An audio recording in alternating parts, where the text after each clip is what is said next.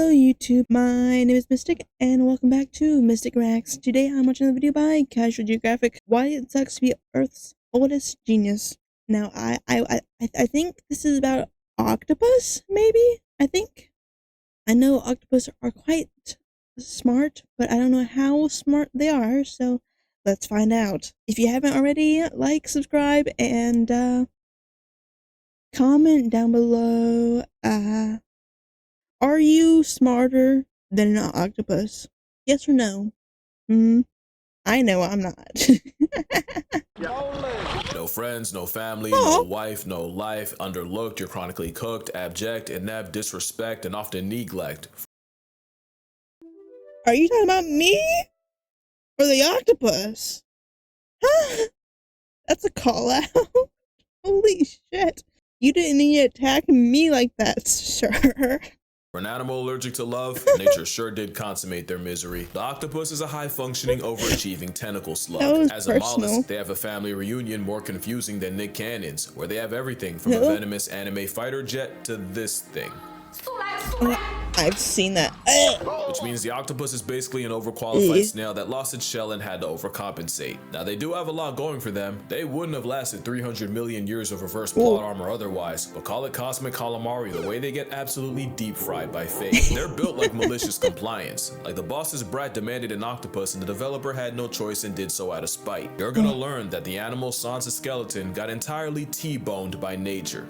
It all starts when they're born. Octopus might just have the worst predator spread of any animal. Anything from cod, sharks, dolphins, stingrays, seals, sea lions, sea birds, sea otters, sea stars, eels, other octopus, especially humans, will all put an octopus out of order in the name of protein. Dolphins will even tag along stingray hunts to allow the ray's electroreception to lead it to a hiding octopus. Mind you, stingrays are like 2D sharks, and them and dolphins pulling up is like if the Reds and Blues of Los Angeles took the day off to go boo the Clippers. But dolphins don't need help an octopus, as dolphins have been observed tenderizing the underwater 8-foots by repeatedly slamming them. Sea lions got the same playbook, as they'll swim to the surface and also maul the mollusk, serving Suplex City so hard it wakes the ghost of Hulk Hogan. It's how animals with no forks or knives can tear it into bite-sized chunks. But it also means octopus might as well be born with a ship before use label, but on the surface it can look like an interspecies drive-by. Those are far from the only things that violate octopi. Sea otters are like waterproof wolverines that'll rip into octopus like candy. In some spots, they get targeted by the scissor jaws of the bobbit worm. I hate those worm things. Literally named after a woman who demembered her husband with a knife.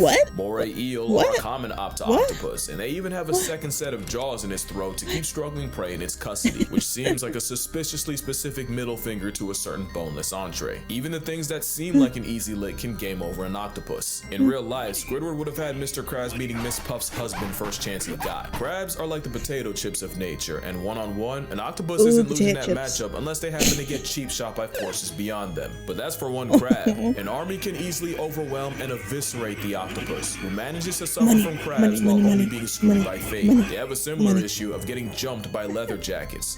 And I don't mean a bite gang, I mean literal fish eating it alive. Some octopus will try their luck against an unassuming shrimp until they get served an appetite suppressant in the form of a bullet fist. It's so bad, it's confirmed octopus have night terrors about being eaten, with some filmed going from deep sleep to suddenly thrashing and inking themselves. And if PTSD ain't bad enough, octopus can OD on that same ink. I was not kidding about malicious design. Imagine your biggest hater being your own creator, because the octopus seems to be at war with its own anatomy. Let's count the ways. Octopus will use ink as a smokescreen to escape, but if they can escape their own bomb, they'll suffocate and meet Nemo's mom. Self-toxic ink is just where it starts. Octopus got no bones, no armor, no nails, just a massive chewy gelatinous protein. They do have a powerful bird-like beak, but a hitbox that small and a hurtbox the size of Madison Square Garden is deplorable design, and their build means virtually any shot you take is a headshot. Another thing is, octopus have 3 hearts, 1 central and 2 branchial hearts to pump blood to the gills. Because apparently 300 million years wasn't enough time to make one cell functioning. And while that's kind of a joke, what isn't is the fact that them swimming fast takes so much energy, the systemic central heart literally stops beating. They count on cardiac arrest to get to where they want to go, meaning an octopus can be swimming for its life even even at maximum effort, their best attempts are half-hearted. Octopus proved that a lot of us had evolution wrong. It's not survival of the fittest. It's just barely being good enough to keep the wheel going. And if that doesn't prove it, their brain does. Not intelligence. I mean the literal donut that has its esophagus running through it. Octopus risk brain damage every time they eat, and they're always a piece of food too big or too sharp away from factory resetting their entire personality, which is why they have the razor-sharp radula, the answer to a problem they never even asked for. That's not the only thing that can bring on cephalopod CTE. Since octopi can't thermoregulate, sudden changes in temperature can also cause significant brain damage for an animal that lives in the ocean. So cool. But remind me to get back to that. But none of that can top the fact that nature gave octopus a built-in self-destruct button. Senescence is the process of deteriorating with age, the withering of functional characteristics in living organisms. Basically what kids think turning 30 is. And it happens to everyone, but nature chipped Octopoda with a kill switch. It's no secret that making babies is the last thing an octopus will do, as the process seems to give both parties dementia as they lose all sense of self-preservation. Symptoms of senescence. Are they the ones that are they the species that would die like feeding their kids and just like being around them, or is that a different one? Include lack of feeding, skin around the eyes retreating, white lesions forming, and awkward, uncoordinated movements, almost like they have no purpose beyond this point. But some seem to actively crave the sweet release, since captive octopi have been seen trying to rush the process by banging into sides of their tank, tearing off pieces of their own skin, and even getting their tentacles tangled. And it all begins with these two guys. They're small, but they got big plans.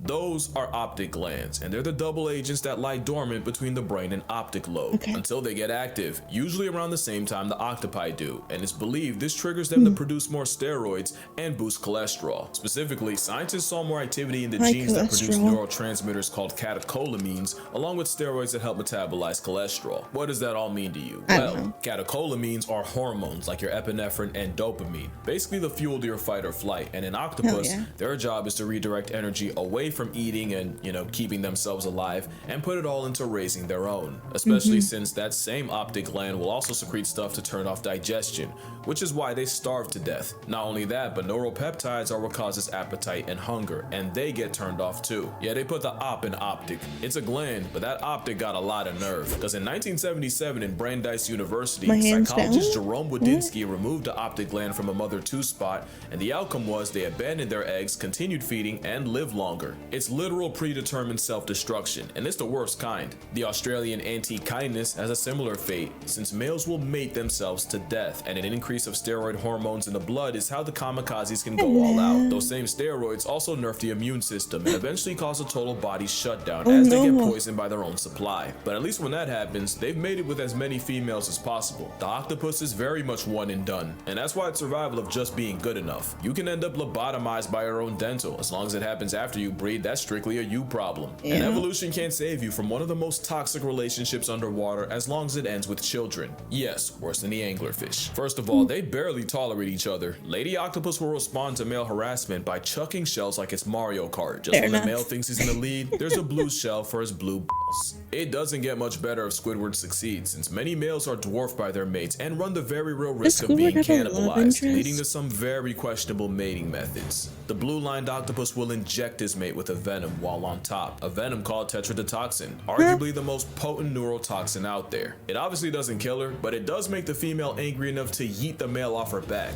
Once she's functional again. That's why male octopus have a venom gland 3 times the size of a female's, because ducks have a coital curly fry to force the issue, while the octopus clearly listens to Rick Ross. There is a catch though. If the male doesn't envenomate her in the exact right spot, she can wake up early, and the best case is he gets some of his arms torn off. Of course, some like an Argonaut say screw it, literally, and just hand the female his baby arm and swim away. A physical invitation to go feel yourself. After mating, the male basically waits to buy tickets to a Tupac concert. They go AFK.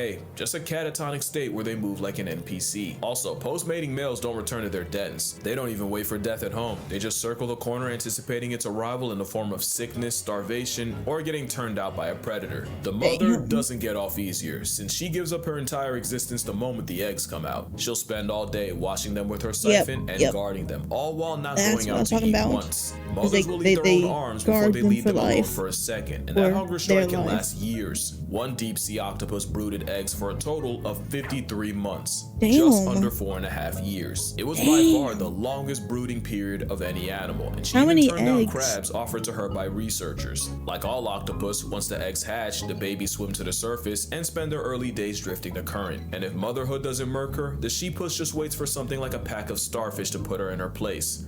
That place being past tense. It's the worst outcome of any mother, worse than cheetahs, hyenas, and even the sea louse. The payoff is all the kids she spawns. The giant Pacific octopus can have over 100,000 eggs, and some like the cyanea can exceed 500,000. With all these sentient grains of rice, about 1 or 2 will live long enough to repeat the cycle. Because as far as evolution's concerned, that's enough. From egg to adult, the octopus's short life isn't a total show. It's a septic symphony, and the biggest insult is the wasted potential. I don't know how to survive. Almost like someone knew there were a few changes from an obnoxiously overqualified sigma slug seriously bending the natural order. Octopus don't have hands, but they do have arms, and they'll throw them, with reports of octopus suffocating threats like dolphins and sharks. Specifically, an octopus was caught shoving its arms down the gills of a pajama shark, nearly putting it to bed permanently. And speaking of sharks, that matchup isn't as one-sided as you think.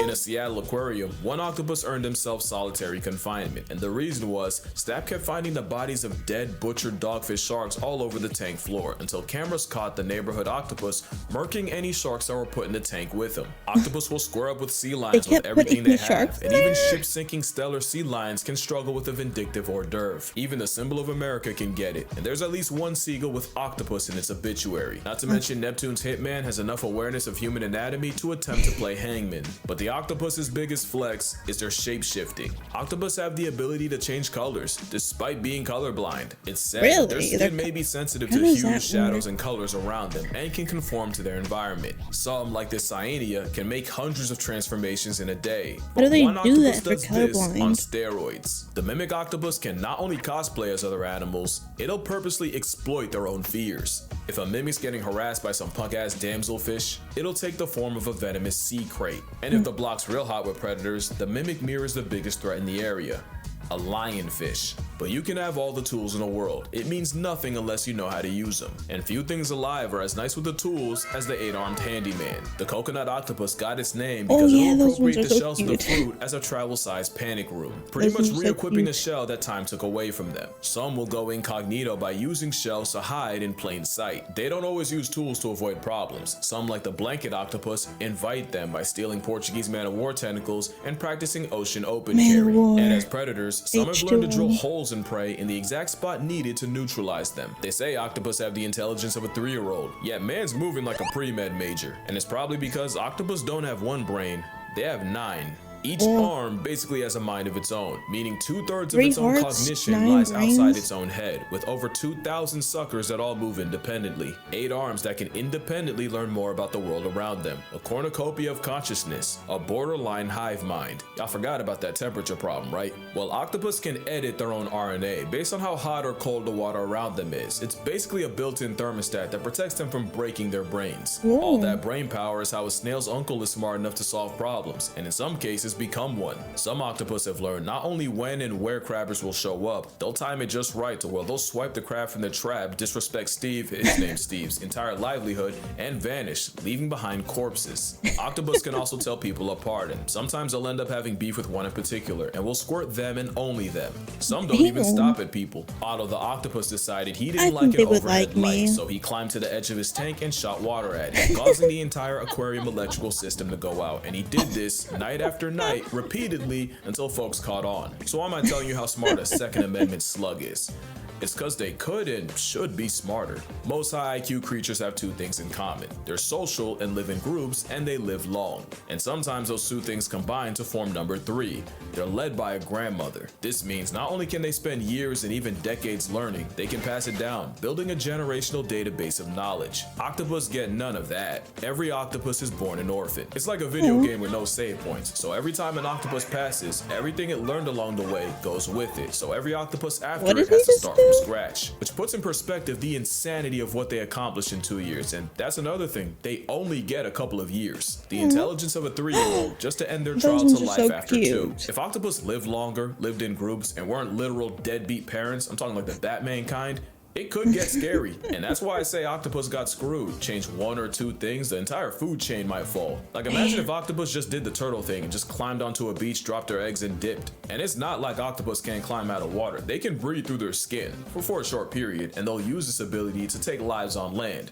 So why not create them? Except the soft-bodied cephalopods would probably get put on a shirt before they got far. If only they had like a shell or something to protect them. It's a shame nature never came out with anything like that. And then imagine if octopus worked together. Humboldt squid scare me for the specific fact that they kill in packs, and there has to be at least one human who was jumped and dragged to the abyss and hate crime by the Antichrist calamari clan. But aside from violence, imagine what a group of like-minded octopi could do. They might mess around and start a renaissance. In fact, what if I told you it's already started? In 2016, in Jervis Bay off the coast of Australia, scientists found a non-human settlement containing residents of gloomy octopus. Up to 15 of them, living on dens on top of scallop shells, doing everything from hanging out, communicating, to fighting, procreating, and even evicting particular offenders from their den. It's like an octopus suburb. It's a cephalopod community, and scientists named it Octlantis. And it's not the first. Octopus was discovered in 2009, except Octopus was founded around a huge human-made metal object. And no, they're not actual cities. It's just cute to call them that, but you gotta ask, what are they cooking? One can only pray they don't F around and invent capitalism. Because the last way octopus got screwed by nature isn't actually natural, but it's by humanity. 300 million years of character development just to end up in a glass box is brutal. And thanks to pretty privilege, good luck getting the public to care about their mental health the same way they do with cats and dogs, despite arguably being just as smart. And if an octopus can have nightmares and predator PTSD, safe to assume they suffer from being confined to a fishbowl, just like orcas. Except orcas are a lot louder about their displeasure. In fact, there's a really good chance octopus are fully capable of catching feelings and forming attachments. Remember that next time an influencer tries to mukbang one still alive. I guess what I'm trying to say is, octopus deserve way more credit than they get. They're really out of this world. And maybe that's why the world tries so hard to remove them. But yeah, that's what I'm doing for this video. Drink water, hug your mother, buy my book, spare a thought for the old octopus. And I'ma see y'all in the next one. Hell yeah. If you made it this far, let me know which octopus is your favorite. Until next time, make sure to like, subscribe, and comment your favorite one. Bye.